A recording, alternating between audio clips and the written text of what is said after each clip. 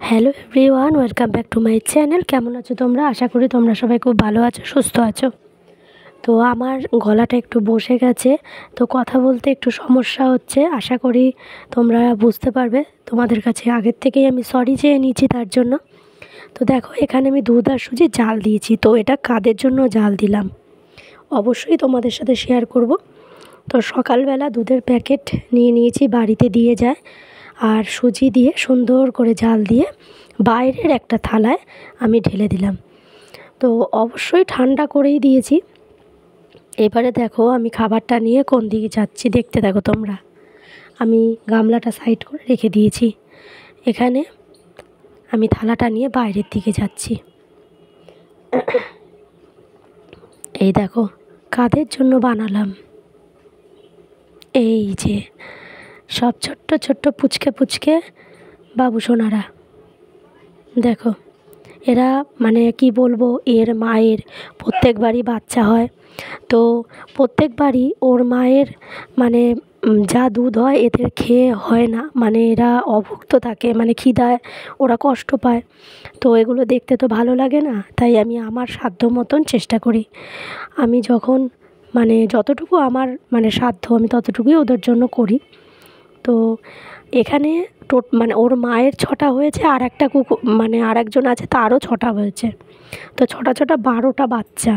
তো 12টা বাচ্চাই ঠিকঠাক মায়ের দুধ পায় না, তাই জন্যই আমার এই ব্যবস্থা। তো এখানে যারা আছে আরও দুজন ওই পাশে বসে আছে, তাদেরকে আমি আনতে যাব, এনে আবার তাদেরকে দেব, তারাও একটু কিছুক্ষণ খেয়ে নেবে। নয়তো এই খাবারটা এরা সবাই খেয়ে নেবে, ওরা দুজন আর পাবে না। তো দেখো এরা কি তৃপ্তি করে খাচ্ছে, মানে এদের পেটে খিদে আছে দেখে বোঝাই যাচ্ছে। তো এরা প্রত্যেকবারই মানে খিদে কষ্ট পায়, যার জন্য আমাদের পাড়ায় মোটামুটি সবাই এদের ভালোবাসে, প্রত্যেকেই এদের খেতে দেয়। অনেক কত যে ড্রেনে পড়ে তার কোনো ঠিক নেই। আমরা মানে রাত দিন তুলেই যাচ্ছি।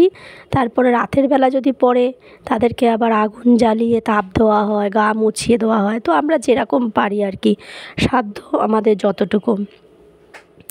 তো যাই হোক, এ দেখো টোটাল এতগুলো বাচ্চা, ঠিক আছে।